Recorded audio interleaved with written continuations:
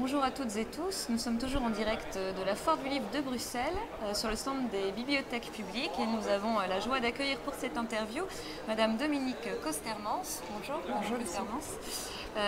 Vous êtes auteur, nouvelliste. Vous avez publié votre premier recueil de nouvelles en 2003 aux éditions Luce Vilquin, qui s'appelait Des provisions de bonheur, et vous avez entre autres publié en 2004 un recueil qui a eu beaucoup de succès, qui s'appelle Je ne sais pas dire non. Vous êtes adepte des récits intimes à la première personne et que vous utilisez à nouveau dans votre recueil qui est apparaître, le recueil qui s'appelle Petite Coupure, apparaître aux éditions Quadrature le 28 février, mais qui est d'ores et déjà disponible sur le stand des éditions sur la Foire du Livre de Bruxelles. La première question que je voudrais vous poser, c'est le pourquoi de cet attachement au format de la nouvelle. Qu'est-ce qu'il vous permet et comment vous parvenez à jouer des contraintes du format court ?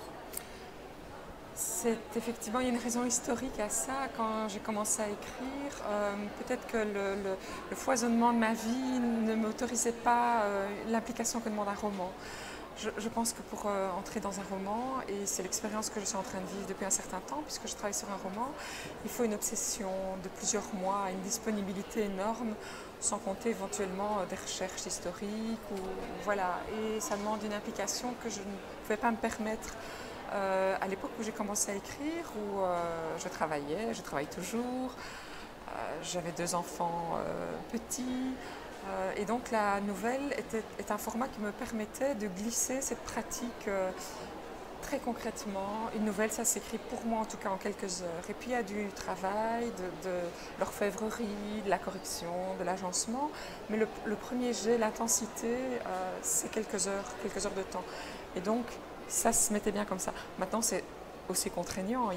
C'est très contraignant, c'est un exercice de réduction, de synthèse, de concision. Il faut respecter une unité de temps, d'action. Il y a des techniques qui sont de l'ordre du basculement, de la chute. La nouvelle est contraignante, mais c'est une fulgurance qui me convenait bien. Et donc, j'ai exploré ce genre pendant plusieurs années. Et puis j'ai pensé que c'était bon, j'en avais fait le tour. Non, j'ai pensé que j'avais envie de passer à autre chose. Oui, que je me l'étais complètement approprié, mais que j'avais envie de passer à autre chose. Et d'aller à la fois vers des textes plus courts et d'aller sans doute vers un roman ou d'autres choses. Et puis en fait, la nouvelle est quand même revenue, c'est il y a 2 ans, donc j'ai une parenthèse d'écriture pendant plusieurs années où je me suis consacrée à autre chose. L'écriture est revenue. Oh,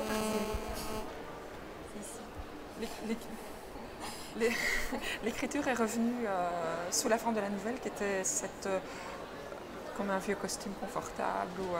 Alors justement, je voulais vous demander, parce qu'apparemment, je sais, vous avez apparemment continué à écrire, mais en tout cas vous avez arrêté de vous faire publier pendant un laps de temps assez long. Qu'est-ce qui a présidé à l'édition de Petite Coupure, donc là, qui paraît donc le 28 février? Petite Coupure est née, je ne pensais écrire, oui, enfin j'ai pas écrit pendant tout un temps, puis je me suis remise à écrire, et l'année dernière, Armel Job, qui est un écrivain de la région de Luxembourg, assez connu, assez aimé en Belgique et en francophonie, Armel Job avait publié sur Facebook un petit texte sur les étrennes. Et la magie de Facebook et la démocratie de Facebook font que nous avons été plusieurs à réagir à ce texte. Et une dame que je ne connaissais pas à l'époque et moi-même avons pensé aussi écrire notre propre version des étrennes. Et puis de fil en aiguille, on s'est prêté au jeu et chacune à son tour, on a publié des textes autour de l'argent. Sur Facebook toujours? Sur Facebook. D'accord. Et ça a duré 3 mois et puis j'ai rangé ces textes voilà, qui ont eu leur public sur Facebook, etc. Je les ai mis de côté jusqu'au moment où Quadrature est venu me chercher. Voilà, je n'avais pas de recueil de nouvelles à leur proposer, mais j'avais ce petit manuscrit qui a alors suivi son parcours éditorial auprès des comités de lecture, etc. Alors de ce parcours éditorial des textes publiés sur le réseau social jusqu'au texte imprimé, est-ce qu'il y a eu un travail important d'agencement, de composition, de réécriture? En fait, pas tellement, parce que ce soit pour Facebook, enfin, j'écris du définitif où je ne montre à lire que ce que je trouve abouti. Et ils ont été traités dès le départ sous la forme de la nouvelle. Donc voilà, il y a, je l'espère, tout ce qu'il faut pour en faire des nouvelles, y compris la chute à chaque fois. Et des chutes qui sont à chaque fois très réussies. Merci. Et il y a eu un travail, il y a eu une relecture orthographique, grammaticale, on a tout toiletté, etc. Il y a eu un travail sur les noms, puisque moi j'avais mis le nom des gens que j'avais croisés. Donc ce sont 11 récits complètement autobiographiques, assumés comme tels. Voilà, contrairement à la nouvelle que j'écris d'habitude, où on prend des libertés avec le vécu, avec ce qu'on a croisé, il y a tout un travail de restitution, d'enjolivement, de mise en perspective. Ici, il y a évidemment un enjolivement, l'écriture reconstruit forcément, mais le côté autobiographique est assumé. Donc on reconnaîtra les lieux, les dates, les matières et peut-être les gens. Il y a eu un travail de toilettage, mais pas grand-chose. En fait, c'était écrit pour être lu déjà. Alors dans Petite Coupure, chaque nouvelle nous livre une anecdote ayant trait à l'argent. Alors de la pièce de 1 franc avalée alors que vous aviez 4 ans, au billet remis lors des étrennes qui provoquent carrément une rixe familiale et de l'entourage familial, à l'inconnu croisé qui devient un généreux donateur, au bracelet monté de pièces de monnaie qui finalement recèle l'histoire d'une mère qui refuse de se livrer. Quelle est la vraie fonction de l'argent dans vos nouvelles? Pourquoi avoir choisi l'argent comme vecteur, comme révélateur? Qu'est-ce qu'il révèle? Donc ça n'a pas été un choix a priori, ça s'est imposé avec cette opportunité d'écrire sur les étrennes, mais c'était un révélateur. L'argent est l'aune de la valeur des choses. C'est dans notre société ce qui permet de mesurer la valeur, l'heure de travail, le prix du livre, le prix du transport. Et même les équivalents carbone, on mesure tout en termes monétaires. Et donc c'est moins l'argent que sa matière d'abord, puisqu'on parle d'une pièce de 10 francs, d'un billet de 50 francs, d'un traveler chèque, c'est la matière. Et d'une carte bleue aussi, de carte Visa. Oui, d'une carte Visa, etc. C'est la matière d'abord qui permet d'ancrer le souvenir ou l'anecdote, mais c'est aussi la valeur des choses en fait. Et la narratrice, à un moment donné, pas si lointain que ça, va en Afrique, et là tout son référentiel explose. La valeur des choses, elle se référence autrement dans d'autres cultures, et on ne sait plus très bien ce que coûtent les choses, ce qu'on doit aux gens. On a perdu ce référent-là, et il faut situer autrement. Alors vous avez vous-même choisi l'illustration de couverture. Est-ce que vous pouvez la décrire? Parce que je pense que voilà, ceux qui nous regardent ne la voient pas, et puis nous expliquer pourquoi ce choix. C'est un conte de fées, c'est un tableau d'un peintre russe qui s'appelle Vladimir Kuch, qui est un surréaliste assez connu qui vit aux États-Unis. J'ai vu passer cette photo sur Facebook et j'en suis vraiment tombée amoureuse. Il s'agit d'un porte-monnaie dont le fermoir est constitué de 2 amants qui s'enlacent. Et donc, pour accéder à l'argent, il faut séparer les amants. Et je pense qu'il n'est pas besoin de décrire plus avant la symbolique. Le porte-monnaie est rouge, c'est plein d'énergie, de passion, d'amour. C'est très sensuel, on voit les plis du tissu sur le corps de la dame. Et je suis tombée en amour de ce tableau et j'ai contacté le peintre. Ça n'a pas été facile, mais Dieu merci, la mondialisation a de bons côtés. Et assez rapidement, via son fondé de pouvoir à San Francisco, enfin c'est un peu étonnant comme ça, Monsieur Kuch m'a autorisé à utiliser son tableau pour illustrer ce recueil. Ce recueil, vous vouliez l'appeler Vif Argent? Oui, au départ, il avait un titre de travail, il s'appelait Petite Monnaie et Billets Doux. Et puis il est devenu Vif Argent parce que c'est le symbole alchimique, c'est le mercure, c'est l'ancien nom du mercure. C'est chargé de sens symbolique et je pense qu'à travers ces histoires, il y a une transmutation aussi du rapport à l'argent. C'est pas que je veuille transformer le plomb en or, mais j'ai voulu transformer l'argent en littérature.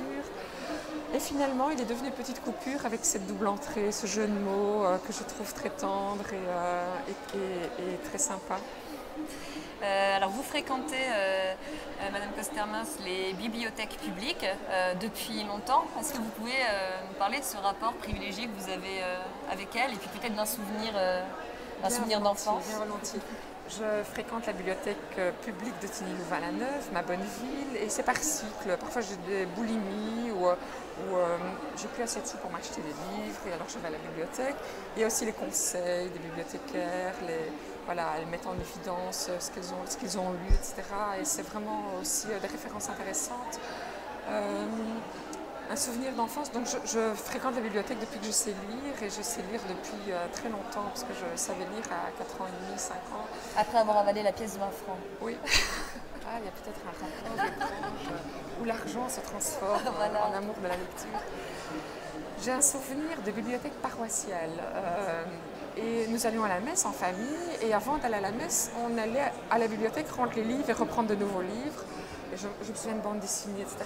Et je ramenais les livres d'abord à la messe et évidemment je lisais les livres à la messe à la place de prier. Je lisais les livres à la messe. Je pense que mes parents étaient assez bienveillants.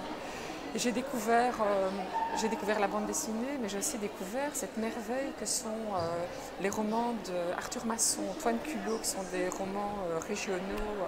Moi j'ai lu ça, je ne sais pas quel âge j'avais, j'étais en primaire, et puis je les ai relus. Voilà, merci, la bibliothèque paroissiale d'Annecy.